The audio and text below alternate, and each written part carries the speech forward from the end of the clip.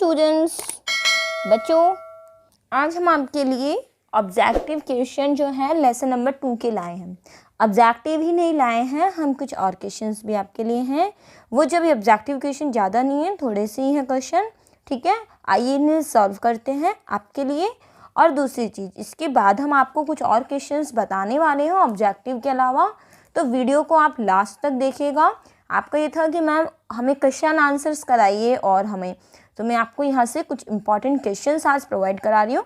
आइए वीडियो को देख लेते हैं। Lesson number 2 solution class 12 chemistry. तो फर्स्ट क्वेश्चन अपना ऑब्जेक्टिव का कहता है कि शुद्ध जल की मोलरता है। शुद्ध जल की मोलरता क्या है? अपने पास ऑब्जेक्टिव में क्या है? अपने पास 55.5, 100 m, 18 m और 1 m।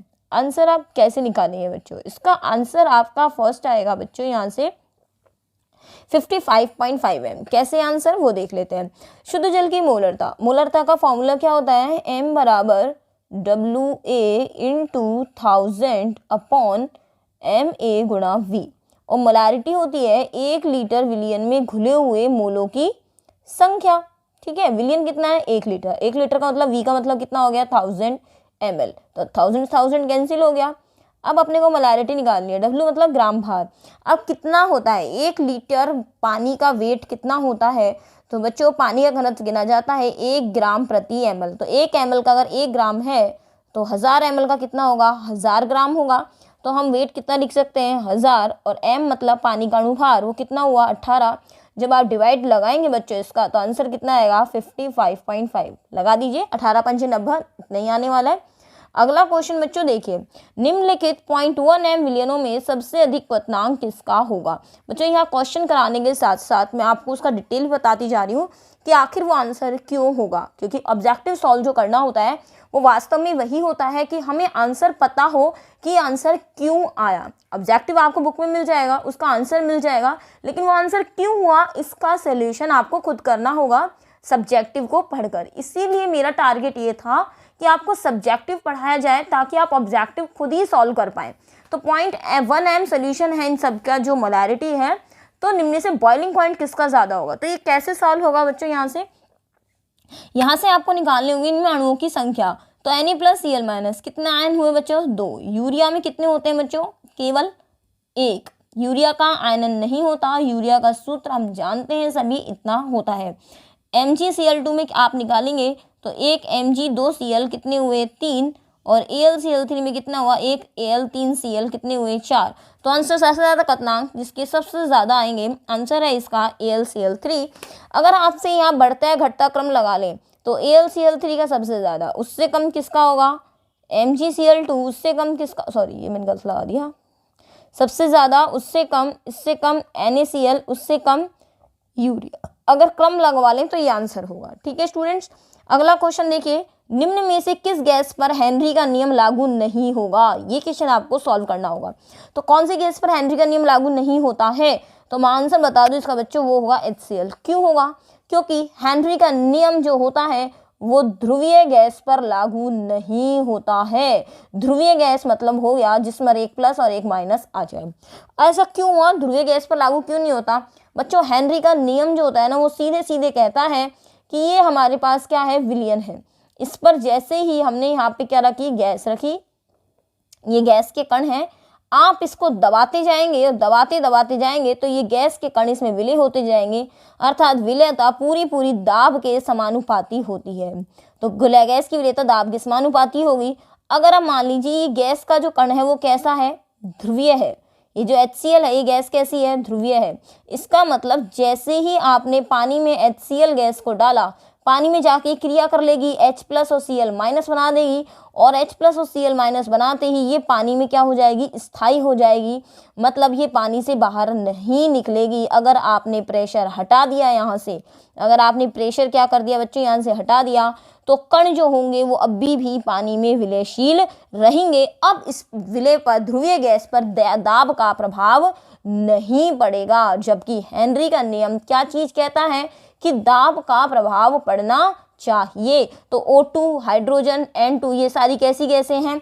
अध्रुवीय गैस है। तो हेनरी का नियम कहता है जब गैस विलियन से क्रिया ना करे वही गैस हेनरी के नियम पर लागू होती है कि इसी गैस पर हेनरी का नियम लागू होगा, क्योंकि हेनरी का नियम सब सीधे सीधे कहता है कि विलयन जो है, जो गैस की विलेयता है, वो सीधे सीधे दाब पर समानुपाती होनी चाहिए। ठीक है आंसर। आगे है शर्करा जल में विलेय है। चीनी, शर्करा मतलब हम चीनी की बात कर रहे हैं यहाँ पे कि चीनी सिक्रोज C12H22O11 ये पानी में घुलती है, क्यों? अब आपको मैं आप चीज़ बता दूं, हमने यहाँ से पढ़ा था कि समान समान को घुलता है, पढ़ा था कि नहीं पढ़ा था? कि हमने कहा था कि डिजॉल्व लाइक डिजॉल्व, मतलब एक जैसी चीज़ें होंगी तो वो घुल जाएंगी। अर्थात अगर पानी जो है वो ध्रुवीय है HOH तो NaCl में भी प्लस माइनस होते हैं और ये आसानी से घुल जाएगा। लेकिन शर्करा का पानी में घुलने का क्या कारण है? क्या शर्करा भी ध्रुवीय है? नहीं, मैं आपको बता दूं यहाँ पर इसमें प्लस और माइनस नहीं होते, तो ये आंसर हो गया गलत। शर्करा अध्रुवीय है, बिल्कुल अध्रुवीय, लेकिन अध्रुवीय होने के साथ साथ पानी में तो विलय नहीं हो सकती ना, इस वजह से कि ये अध्रुवीय है, क्योंकि तेल भी अध्रुवीय होता है जो पानी में विलय नहीं होता। इसका सीधा आंसर है क्योंकि ये वाटर के साथ हाइड्रोजन बॉन्डिंग कर लेती है, इसीलिए यह पानी में विलय होती है। तो आपको ये वाला जो क्वेश्चन होगा वो बच्चों समझ आ गया होगा। इस क्वेश्चन का जो आंसर है वो है हाइड्रोजन बॉन्ड बनाने के साथ। तो पानी में दो ही वजह से चीज़ विलय हो सकती है, या तो वो क्या हो, प्लस और माइनस हो उसके ऊपर। अगर वो प्लस और माइनस नहीं है और फिर भी वो विलय है तो डेफिनेटली वो क्या बना रहा होगा, हाइड्रोजन बॉन्ड। एक चीज़ और मैं कहना चाहूँगी बच्चों, बेरियम सल्फेट में +2 होता है, इस पे -2 होता है, लेकिन फिर भी ये पानी में क्या है, अविलय है। तो उसका रीज़न भी बता जाते हैं आपको, नहीं तो कहोगे कंसेप्ट अधूरा रह गया, क्योंकि यहाँ पर जो जालक, यहाँ से जो जलियोजन एंथैल्पी होती है बच्चों ये बहुत कम आती है इसकी, और इसीलिए ये पानी में विलय नहीं हो पाता है। बेरियम सल्फेट का भी बता दिया है। आगे देखिए ये वाला क्वेश्चन बच्चों मुझे बहुत अच्छा लगा जेन्युइनली। ब्लड के आइसोटोनिक मतलब समपराशरी विलयन जो है वो पानी, रक्त का समपराशरी विलयन कौन सा है? अब इसके अंदर से रखा 0.9% W/V NaCl जो दे रखे हैं। आंसर इसका बच्चों है ए कि 0.9। अगर किसी ने ऑस्मोटिक प्रेशर वाला मेरा वीडियो देखा हो तो वहां पर मैंने इस क्वेश्चन को सॉल्व कराया था। ये शायद आपका पार्ट 11 था जो ये पब्लिश हुआ है आपका, जिसके अंदर मैंने ये चीज़ समझाई है कि रक्त के समपराशरी विलयन कौन सा है, वो है 0.9% W/V का नमक का विलयन। हेडिंग भी थी नमक के विलयन में अगर RBC को रख दिया जाए तो क्या होगा बच्चों। अगर ऐसा विलयन आपके पास रखा हुआ है ना, और इसके अंदर अगर आप RBC को रख देंगे तो कुछ भी नहीं होगा, जैसी RBC है वैसी की वैसी बनी रहेगी, कोई प्रक्रिया नहीं होगी। लेकिन अगर आपने RBC को पानी में रख दिया, केवल किस में रख दिया, पानी में, तो पानी इसके अंदर जाता जाएगा और ये RBC फट जाएगी। और अगर आपने बहुत ज़्यादा नमकीन पानी में रख दिया तो RBC सिकुड़ कर संकुचित हो जाएगी, पानी बाहर निकल आएगा RBC का। तो बच्चों मैं आपको इतना बता दूं कि अगर ये 0.9% का सोल्यूशन है तो ये समपराशरी होगा, जबकि अगर 0.009% का है तो इस समय RBC के अंदर पानी जाने लग जाएगा और फट सकती है अपनी RBC। और अगर ऐसा वाला सोल्यूशन है तो इस समय RBC संकुचित हो जाएगी। ठीक है, तो अगर मैं आपसे कहती कि रक्त के अति पराशरी विलयन है तो आंसर आता बी। आपसे मैं कहती रक्त का अल्प पराशरी विलयन है तो आंसर आता डी और सी। और डी केस में तो जो RBC वो फटी जाएगी बिल्कुल। आगे देखिए, निम्न में से वह सांतय की इकाई बताइए जो ताप द्वारा अप्रभावित है। इसका मैं सीधा सा फंडा आपको बता देती हूँ। अगर आपको इसके अंदर विलयन किसमें बनाना पड़ जाए, आपको ml में कंसंट्रेशन दे रखी हो, आपको कह दिया जाए कि 500 ml के अंदर विलयन बनाया गया, इसको गर्म कर दें, तो बताओ क्या होगा, इकाई सांद्रता घटेगी या बढ़ेगी? तो सांद्रता घटेगी। जब भी विलयन आपका ml में दिया जाए, वॉल्यूम में दिया जाए, तो सांद्रता हमेशा घटती है। लेकिन अगर आपको कहा जाए कि 1000 ग्राम में दिया गया है, 100 ग्राम में दिया है, 200 ग्राम में दिया है, अगर विलयन का आपको मात्रा ग्राम में दिया जाए, वजन में दिया जाए, तो वहाँ सांद्रता अप्रभावित रहती है। और इस कंडीशन में आंसर आएगा बी, क्योंकि यहाँ मतलब हो गया कि विलय का भार भी ग्राम में है और विलयन का भार भी किस में है, ग्राम में दिया हुआ है। जैसे मैं आपसे कहती हूँ कि 1000 ग्राम पानी लिया गया है, इसके अंदर आपने कुछ भी विलय घोल दिया, 10 ग्राम घोल दिया। अब आप ऐसे पानी को गर्म कर देंगे और 10 ग्राम इसके अंदर पदार्थ है, तो पानी को गर्म कर दोगे तो भी पानी का वजन 1000 ग्राम ही रहना है, बढ़ना नहीं है। लेकिन मैंने इसको कितना कह दिया 1000 ml। लेकिन जैसे जैसे आप इसको गर्म करेंगे तो यह 1000 ml से पानी का आयतन बदल जाएगा, क्योंकि पानी जो है इसके कणों के बीच में क्या आ जाएगी, दूरी आ जाएगी, आयतन बढ़ जाएगा। हो सकता है 1000 से 1001 ml हो जाए, 2 ml हो जाए। तो आयतन बढ़ने से सांद्रता बदल जाती है। ठीक है, आयतन बढ़ेगा या घटेगा, सांद्रता बदलेगी, निश्चित रूप से बदलेगी। और दूसरा जो नॉर्मली आता है वो आता है बच्चों मोललता।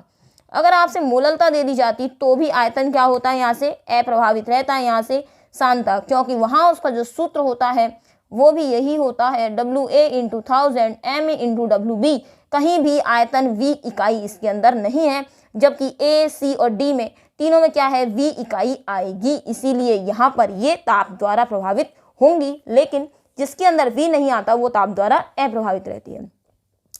कौन सी गैस ऑक्सीजन को तनु करने में गोताखोरी उपकरण में प्रयुक्त होती है, तो वहां से देख लीजिए आप। यहाँ से आंसर आएगा बच्चों हीलियम। ये मैं आपको बता दूं बच्चों कि यहाँ जो गोताखोर उपकरण लेके जाते हैं इसमें 3 गैस होती हैं, ऑक्सीजन, नाइट्रोजन और हीलियम। ऑक्सीजन लगभग होती है बच्चों आपकी 32%, नाइट्रोजन होती है आपकी लगभग 56% और यहाँ लगभग 11% जो होती है बच्चों वो होती है हीलियम। पॉइंट्स में मैंने नहीं बताया, आप देख लेना। 6 और 2 8, 5 और 3 8, ये 11%, 1% का अंतर है यहाँ पे जो पॉइंट्स में पूरा हो जाएगा। लगभग 32%, 56% और ये 11%। हीलियम से तनु किया जाता है। क्यों किया जाता है आखिर तनु हीलियम से? क्योंकि हीलियम की रक्त में विलेयता बहुत कम होती है। धनात्मक विचलन प्रदर्शित करने वाला विलयन बताइए। बच्चों आप जानते हैं अनादर्श विलयन 2 प्रकार के होते हैं, एक नेगेटिव वाला और एक पॉजिटिव वाला। तो आंसर इसके अंदर आएगा बच्चों आपका सेकंड, बेंजीन प्लस मेथेनॉल धनात्मक विचलन दर्शाता है। ठीक है, बाकी सारे ऋणात्मक, क्योंकि पानी प्लस HNO3 के लिए जो है वो डेल्टा H नेगेटिव आता है, नेगेटिव आ रहा है इट मीन्स ऋणात्मक है, इसके लिए भी नेगेटिव आता है। और यहाँ जो है ये दे रखा है आपको क्लोरोफॉर्म और ये लिखा हुआ है बच्चों एसीटोन। ये दोनों आपस में बना लेते हैं हाइड्रोजन बॉन्डिंग, और हाइड्रोजन बॉन्डिंग बनाने के कारण सारे कण आ जाते हैं पास पास पास पास। आते ही विलयन का जो आयतन है बच्चों वो घटने लगता है, अर्थात डेल्टा V इस केस में नेगेटिव आने लगता है। तो आंसर एक ही बचता है, वो है बेंजीन प्लस मीथेनॉल। आपको एक क्वेश्चन में आंसर में आपको 4 ऑप्शन दिए जाते हैं, चारों आंसर में तुक्का नहीं लगाना है, सेटिस्फाई करके चलना है कि ये क्वेश्चन का आंसर नहीं हो सकता इसलिए, ये नहीं हो सकता इसलिए, ये वाला होगा इसलिए। 4 में से जो एक आंसर आप निकाल रहे हैं, आपके पास 3 की वजह होनी चाहिए हटाने की, ये 3 क्यों नहीं हो सकते, तब जाकर आप मानिए कि आपका आंसर वहां बिल्कुल करेक्ट है बच्चों। ठीक है, चलिए अब आपको मैं कुछ और बताने वाली थी यहाँ से बच्चों। ये है बच्चों जो क्वेश्चंस मैं आपको कहने वाली थी कि विलयन के कुछ क्वेश्चंस जो है वो मैं आपको कराने वाली हूँ। आइए देखते हैं मोलरता पर ताप का क्या प्रभाव पड़ता है, लेकिन इस वीडियो में नहीं कराऊंगी सॉल्व। आप क्वेश्चंस देख लीजिए, सॉल्व कीजिएगा, इसके बाद आप मुझे कमेंट्स में बताएंगे कि आपको इसका सोल्यूशन चाहिए या नहीं चाहिए। अभी आप क्वेश्चन देख लीजिए, मैं पढ़ के सुना देती हूँ आपको एक बार, ताकि आप रियलाइज करते रहें, है ना, कि होगा नहीं होगा। आप साथ साथ ऐसा कीजिए बच्चों, कॉपी पे हाथों हाथ लिख लीजिए। जल में 1 चम्मच नमक मिलाने पर क्वथनांक पर क्या प्रभाव पड़ता है? सांद्रता की वह इकाई बताइए जो ताप द्वारा प्रभावित नहीं होती। बच्चों इसमें आंसर आप W/W वाला ना लिख के इसके आंसर आप क्या लिखेंगे? मोललता लिखेंगे। ठीक है, मैंने वहां मोललता इसलिए नहीं लिया ताकि आपको एक और आंसर बताया जा सके। हिमांक अवनमन का घटता क्रम 10% W/V यूरिया का अर्थ। नाइट्रिक अम्ल को तनु करने पर बनने वाला विलयन किस प्रकार होगा का होगा? तो आपको बताना है आदर्श होगा, अनादर्श होगा, और अनादर्श होगा तो धनात्मक होगा या ऋणात्मक होगा। हेनरी नियम की 2 सीमाएं, वो 2 गैस जिनकी विलेयता ताप बढ़ाने पर बढ़ती है। अवाष्पीय विलय मिलाने पर विलयन के क्वथनांक में वृद्धि होती है, क्यों? क्वथनांक की परिभाषा, गैसों की विलेयता द्रव में बढ़ाने पर घटती है। 12वां प्रश्न एक बार आप सरसरी निगाह से बच्चों देख लीजिए, ये आपके पास क्वेश्चन पेपर है। इसमें मैंने एक भी न्यूमेरिकल आपका नहीं डाला है। कारण क्या है न्यूमेरिकल नहीं लिखने का? क्योंकि मैं एक सेपरेट वीडियो बनाने वाली हूँ जिसके अंदर आपके चैप्टर 2 के ओनली एंड ओनली न्यूमेरिकल्स ही होंगे, वो मैं आपको करवाऊंगी बच्चों सॉल्व। अभी आप हमारे साथ बने रहिएगा बच्चों। कमेंट सेक्शन में बताइएगा कि आपको क्या इसके आंसर्स आपको चाहिए नहीं चाहिए। ठीक है, उसी अकॉर्डिंग आपका वीडियो बनाया जाएगा। Thank you students, bye bye. आप हमारे साथ बनी रहिएगा। सब्सक्राइब करना अगर इसने नहीं किया है, आपको लगे तो सब्सक्राइब कर लीजिएगा, और बच्चों शेयर करना नहीं भूलेगा।